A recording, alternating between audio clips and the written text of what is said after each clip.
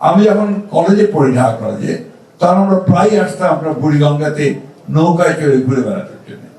এখন সেই বুড়িগঙ্গার কাছেও যাওয়া যায় না, এত পলিউটেড, এত দুর্গন্ধ। এবং আমার কাছে মনে হয় যে ঢাকা শহরের সব রোগগুলোর মূলে বোধ হয় এই বুড়িগঙ্গা পানি। আমি তো আগেও একই অবস্থা, আপনার শীতলক্ষাতে প্রায় একই অবস্থা শুরু হয়েছে। তাহলে ঢাকা শহরের নাগরিকরা যাবেন কোথায়? এই জন্যই যে উদ্যোগ নিয়েছেন, এই উদ্যোগের সঙ্গে কিন্তু একই সঙ্গে সঙ্গে আপনাকে, যেটাকে আমরা বলি যে আপনার কাঠামোগত পরিবর্তনগুলোকে আরো পরিকল্পনা মাফিক হতে হবে, পরিকল্পনা সঠিক নিতে হবে। যে কথাটা কিছুক্ষণ আগে আমাদের আইন মিনিস্টার বলে গেলেন, প্রজেক্ট শেষ তো সব শেষ, সেটা যেন না হয়। কিছুক্ষণ আগেই আপনার ঢাকার কিছুদিন আগে আমাদের একটা আপনার ক্যাবিনেট মিটিং এর মধ্যে ঢাকা শহরের পানি নিয়ে আলোচনা হচ্ছে। আমাদের এখানে বসার এমডি সাহেব বসে আছেন সামনে। ঢাকা শহরের পানি খুব ভয়াবহ। আপনার কিন্তু হচ্ছে যে কিছু পানি আছে, মানে একটা বিরাট অংশ সেটা আপনার সেবনযোগ্য নয়। আরেকটা হচ্ছে যে পানির যে ভূতল, যে আপনার টিউবওয়েলগুলোর কাজে না 1000 মিটার নিচে চলে গেছে, যেটার জন্য ঢাকায় যদি একটা ভয়াবহ বিপদ নিয়ে আসছে যে কোনোদিন যদি আপনার কোনো দুর্ঘটনা ঘটে, অর্থাৎ ভূমিকম্প কিছু, ঢাকা শহর তলিয়ে যাবে। তো তাহলে আমাদেরকে সেই ব্যবস্থাগুলো তো করতে হবে ঢাকা শহরে। আমাদের নদীগুলোকে তো বিশুদ্ধ করার চেষ্টা করতে হবে।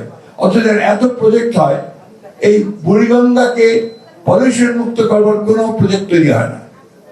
আমি এই কথাটা বারবার করে বলছি, আমি আবারও বলছি, আমি চেষ্টা করব যে এই বিষয়ে আমরা কি করতে পারি, সেই বিষয়ে আলোচনা করে আমরা বুড়িগঙ্গাকে ঠিক করতে পারি কিনা, আমরা তুরাগকে ঠিক করতে পারি কিনা, আমাদের বারো নদীকে ঠিক করতে পারি কিনা, সেই বিষয়গুলো আমাদেরকে দেখতে হবে।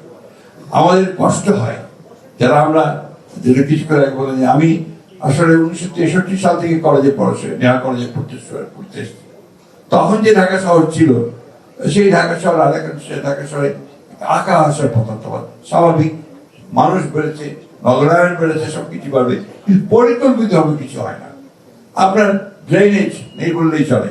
ড্রেনেজ যেগুলো তৈরি করা হয় হাজার হাজার কোটি টাকা ব্যয় করে, সেই ড্রেনগুলোতে পানি নির্গমন হয় না। এখানে প্রবলেমস। আমরা এইগুলো, আমাদের প্রশাসন সাহেব এসছেন, এরপর ইলেকশন তো হবেই, কারণ সিটি কর্পোরেশন ইলেকশন হতে হবে। যারা দায়িত্বে আসবেন তারাও এই বিষয়গুলোকে সিরিয়াসলি দেখবেন। আমি এটুকু বলতে পারি যে আমাদের মন্ত্রণালয় থেকে আমরা এটা অত্যন্ত গুরুত্বের সঙ্গে আমরা দেখতে চাই, এবং আমরা চাই যে আমাদেরকে প্রশাসন সাহেব যে উদ্যোগ নিয়েছেন তার মাধ্যমে আমরা আমাদেরকে পরামর্শগুলো দেবেন যে আমরা সরকারের তরফ থেকে কি কি ব্যবস্থা গ্রহণ করতে পারি, যে ব্যবস্থাগুলো আপনাদেরকে সত্যিকার অর্থেই ঢাকা শহরে একজন নাগরিক হিসেবে প্রাণ খুলে নিঃশ্বাস নেওয়া যাবে। দক্ষিণের দুয়ার খোলা, একথা সবসময় বলা যাবে, শুধু আজই দক্ষিণের দুয়ার খুলবো তার হয়, দক্ষিণের জানালা যে আমি সবসময় খুলতে পারি, সেই ব্যবস্থা আমাকে করতে হবে। আমরা বিশ্বাস করি, যদি যে কথাটা বলেছেন যে আমি ভালো হলে সব ভালো, সবসময় সেটা না হলেও বিশ্বাস করি যে আমি চেষ্টা করি তাহলে কিছুটা হলেও ভালো করতে পারবো।